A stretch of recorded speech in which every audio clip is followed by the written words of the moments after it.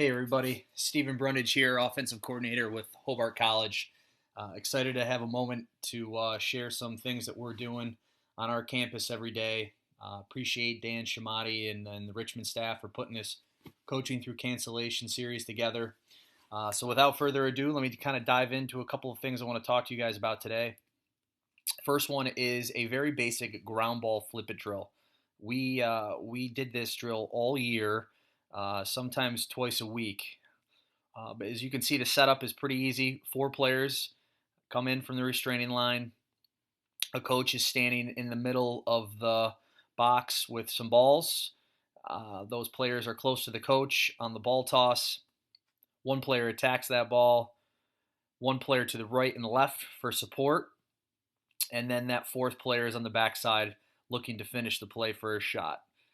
A couple of coaching points that we teach our guys. Number one, this is clearly a ground ball drill, so we're focusing on our form. Two things that we talk a lot about here at Hobart is how to center yourself. Not come in on an angle, but make sure you center yourself over the ball every time.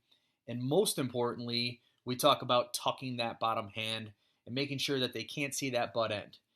So hopefully you'll notice some of our guys try to put that back hand almost in front of their belly button and really center that just to avoid a back check and not expose that backhand.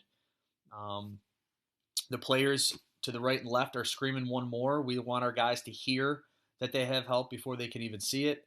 And then again, picking the ball up and moving it to the backside. We preach that all the time here. And not just one pass after you pick it up off the ground, but get it all the way to the backside of the defense. Typically, in a lacrosse game, when there's a ground ball, it's usually an overload. It's a little chaotic, so the team that can, if the offense picks it up and they can move it to the backside quickly, usually something good comes from that or some type of advantage.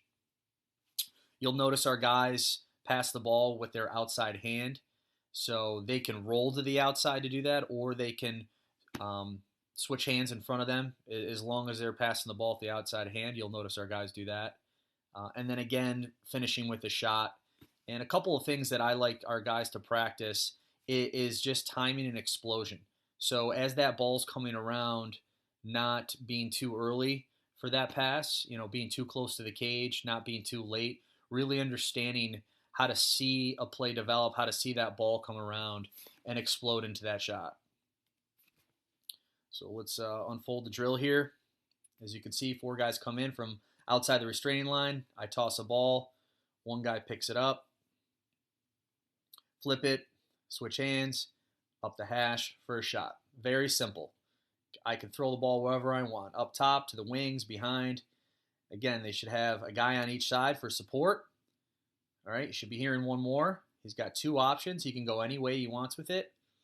And then it's just got to get to that last guy. So you can see our senior long pull here. He wants to catch this ball right-handed, and that's fine. We're not coaching what hand to catch it in. All right, if he wants to be righty, great. Learn to open up your hips. And then this is the timing and explosion I'm talking about. Making sure our pole isn't standing 3 yards further down, which is not a realistic shot. He probably won't be catching it there, all right, unless it's really, really broken down defense. And making sure he's not catching it too high where he's not a threat to score. So finding that sweet spot, understanding how to step in as that ball's coming around.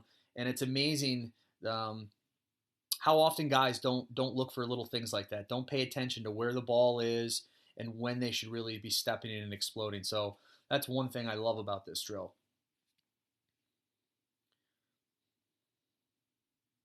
See if our guy centers the ball.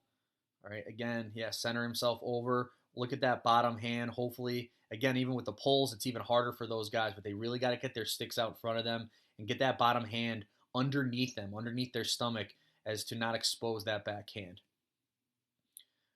Get rid of it, get it out, switch hands, and then there it is, exploding into it. Again, you can see he's one of our best middies. You can see him getting there a little early, and you can see me in the middle with my hand up. Hold on, and see him back up. All right. Really, really great skill to practice of how to move without the ball. They talk about it in basketball all the time, how to arrive at the right time for your shot. Same thing applies here. One thing you guys could add, and we don't do it in these clips here, but we certainly did it throughout the year, is when these guys come in right now, you could have all 4 guys running in a circle around the coach, just to create a little confusion as to where they're going to end up, where the ball's going to go. Just to add a little element there. But again, you can see you can shoot the ball wherever you want. These guys explode, attack the pass. We end up throwing one extra one here, but really you just got to make sure that every guy touches it. So whatever way he goes, if he's going this way, obviously the 4th guy's got to catch and finish. So really good, simple drill that we feel like is applicable at our level and is beneficial to us, but this can obviously be done at the high school level. This can be done all the way down to, honestly, the youth league, because it's as simple as it gets with just a ground ball skeleton drill. And then you can make this as complex as you want, which is what I'm going to show you right now. We added an element of a one-on-one on the backside, and then kind of got to a point where said, why don't we just do 2-on-2s? So a couple more players. The setup is 7 players. It starts off with a ground ball, one-on-one ground ball. There's 3 players lined up across beneath those 2 players fighting for the ground ball. And then on the backside, there's 2 players stacked and ready to go to start the 2-on-2. So I'll kind of explain that in the screenshot that we have here. So again, here's the one-on-one ground ball. Coach will be ready to throw a ball out for these 2 guys to get after it. Here's the 3 guys in a line underneath them, and then the 2 guys stacked on the backside. So in these 3 guys right here, the guy in the middle is always going to be a designated defender, and he will be a part of the 2-on-2 along with this guy who's always a designated defender. Whatever way the ball goes, so it doesn't matter who picks up this ball. They fight for it. It doesn't matter. Whoever picks it up can throw it this way or this way. So we have an outlet prepared on either side. So that's why there's 3 guys. Designated defender, and an outlet ready, and an outlet ready. If the ball goes this way and he catches it, he will be a part of the 2-on-2. This guy will be guarding him. If the ball went this way, he will be a part of the 2-on-2, and he will be guarding him. Obviously, whatever way the ball doesn't go, that player is not in the drill. Whatever guy catches it has to throw it one more to this player on the backside, the offensive designated player.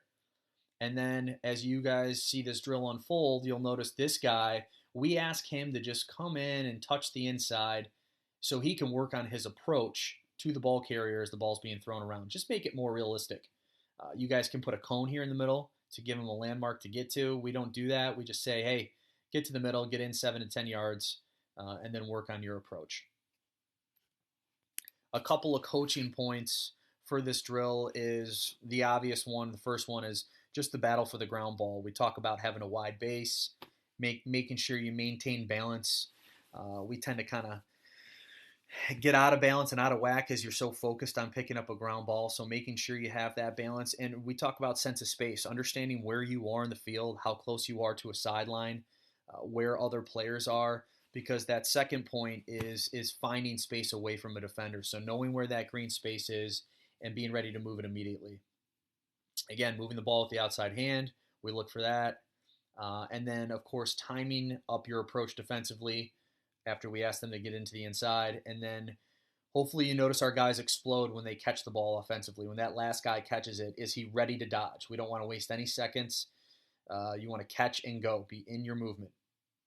And then obviously when the play unfolds, we're looking for communication from both sides of the ball. So those are the things that we're looking for in this drill, and we can accomplish a lot. So look to see this unfold here. There's a setup, 1-on-1, 3 across, 2 on the backside. Doesn't matter who picks it up. Find space, move it, outside hand, move it, and then we've got our live 2-on-2. All right, these guys are in. This guy's out of the drill, and he can slide whenever he wants. If he does, we're open. I think this rep right here just kind of sweeps over the top for a shot. And every 2-on-2 is going to unfold differently, and that's okay. You don't want to overcoach this. You want to just get as many reps as you can and coach in pockets.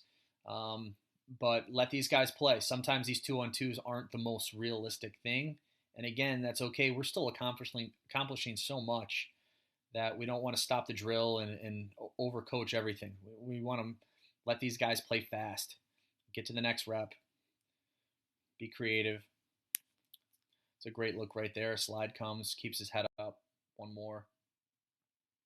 Good battle between a pole. Look at that balance right there. Guy gets knocked down from behind. All right, maintains his balance, gets up right away. Wide base. He's got his right hand at the top of his stick, his left hand at the bottom of his shaft, which is helping him have base. Great battle. Oh, got detwigged there by the defenseman. Move it. And then here we go, 2-on-2. Slide. Good. Reset yourself. Another slide. Slip. That's a great rep right there. Again, 1-on-1. 3 across. 2 on the backside. Let's watch this defender. Wait for that pass to go. He's a little early, actually, but now he's meeting that offensive player. Little slip right there. This is nice. Watch this slip by our pole and give him the space. Get that shot off.